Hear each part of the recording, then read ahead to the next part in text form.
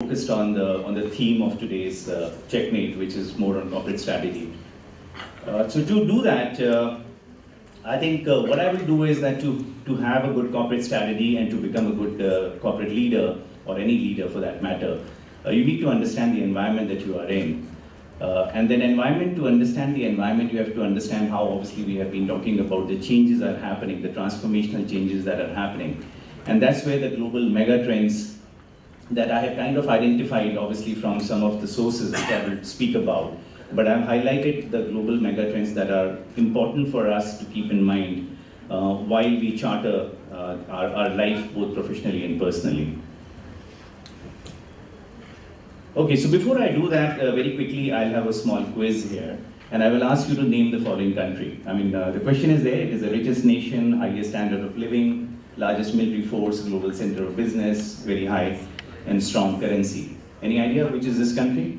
USA. Yeah, USA? Simple.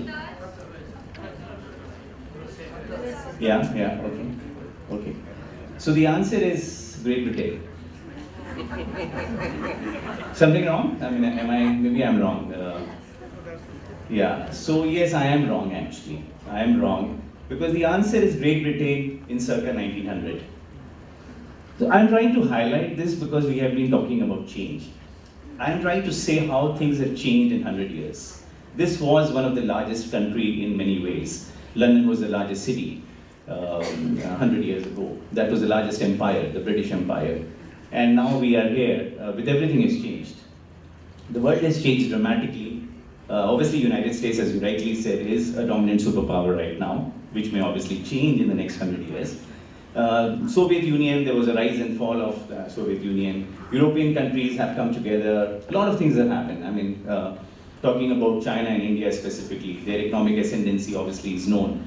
India is, I think, now the 6th or 7th country. It keeps changing between France and India in terms of the GDP.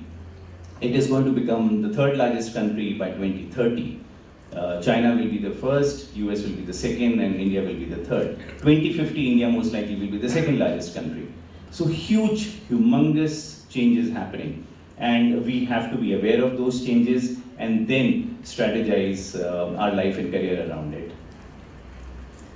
Yeah, I just mentioned that this was a PwC study where it said that India will be the 2nd largest country. Some of the studies talk about it as the 3rd largest in 2050. So I was talking about future. Mark Twain said prediction is very difficult, especially if it's about future. Prediction, by the way, is about future.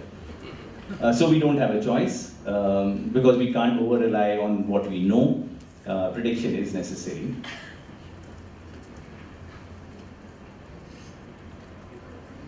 Yeah, so we need to predict and accordingly prepare our corporate strategy or our strategy in our careers, or whether it's governments or corporates, everybody needs that.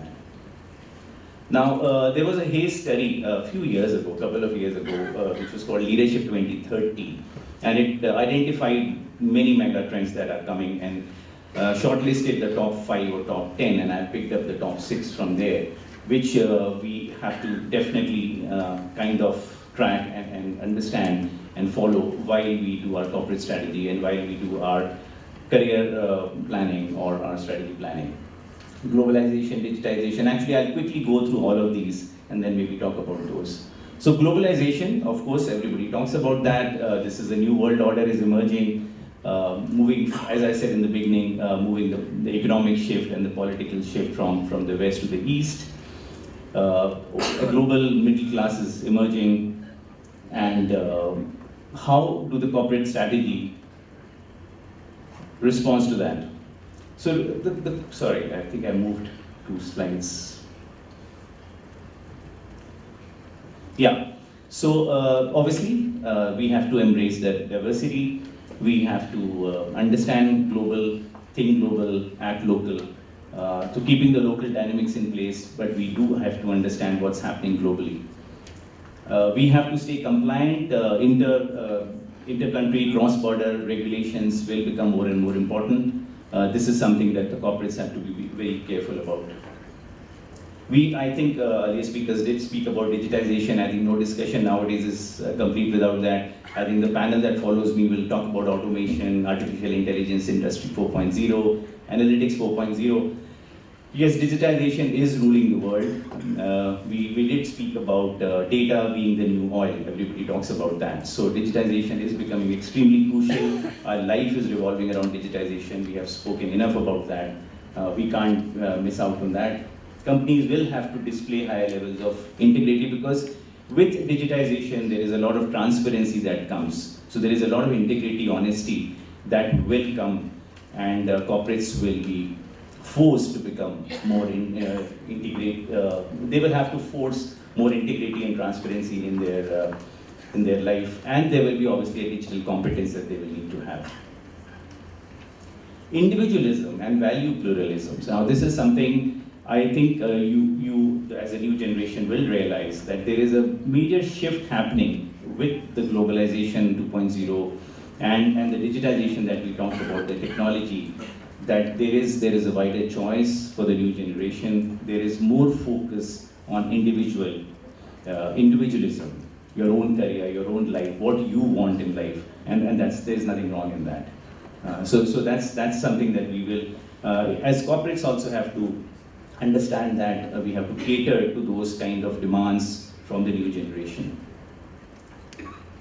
Environmental concerns, again, this is a topic that people want to speak about, but at the same time, not too many people act on this.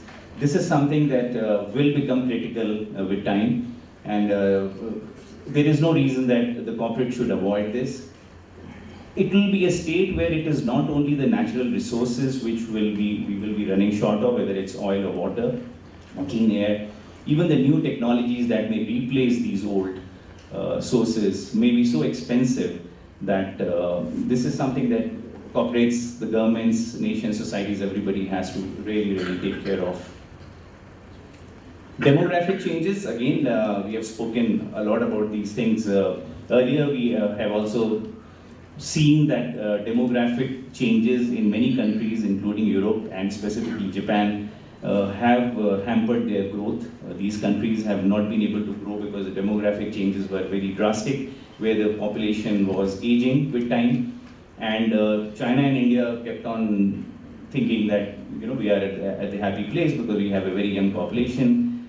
It is already changing in China.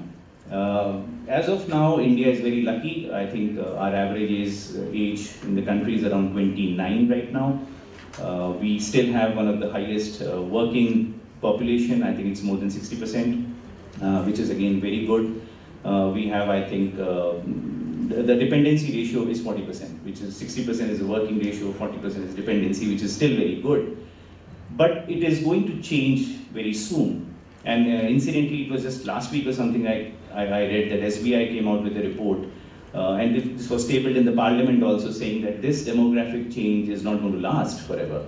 And if India really wants to become a fully developed country soon, the window is short. It's, I think, about maybe 10 to 12 years that they are talking about in this study. So in that 10 to 12 years, we will have to quickly make a lot of changes and bring India to the level that we want, because this demographic dividend will not continue. India will also become an aging population after a while. As of now, we are talking about these numbers. Maybe they will sound very good for a few more years. That is one part of it. And the second part, of course, is the demographic,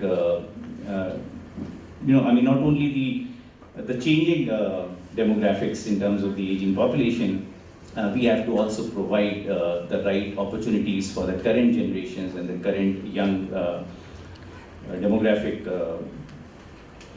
population that we have, because if that doesn't happen, then obviously it will lead to many social implications. So this is something again that we have to focus on. We have to keep in mind how these demographics are changing so that we can accordingly plan both at the corporate levels and also at the government level, the nation level. Last but not the least, I think is again about technology and how there will be a convergence of technologies. And when we talked about digitization, I think that's not the only technology that, everybody wants to talk about that, but there are so many other technologies, whether it is robotics, it's energy, food production, there is nanotechnologies, there are biotechnologies, and I think there is a lot of convergence that will be required to make the best use of all the technologies. So that's another important thing that, again, nations and corporates have to keep in mind. So these are the six top mega trends that I have highlighted here, and so that we understand how the future is going to be. Towards the end, it will just be a small one single slide, what again I have myself made up, toss for strategy or toss for leadership. What are the 4 things that you should do? Easy to remember. You should think, assess, and have a long-term, more holistic view. Think strategic always. Observe what is around you. I always believe that you should observe out of a window, not in a mirror. So you see the world around you. So it should always be an open window, not a mirror in front of you. Seek to collaborate, to partner, and to guide. Always seek alliances, partnerships. Globalization will bring all that. And then speak the strategic language, the right language. Then only you will be heard, then only you will be relevant. So that's a short and sweet one. Maybe 3 minutes of questions if anybody has anything. Most likely not. It has not been a trend today. Yeah, what I'm going to be doing is, thank you Alok for a wonderful presentation. Let's give them a very, very big round of applause, please.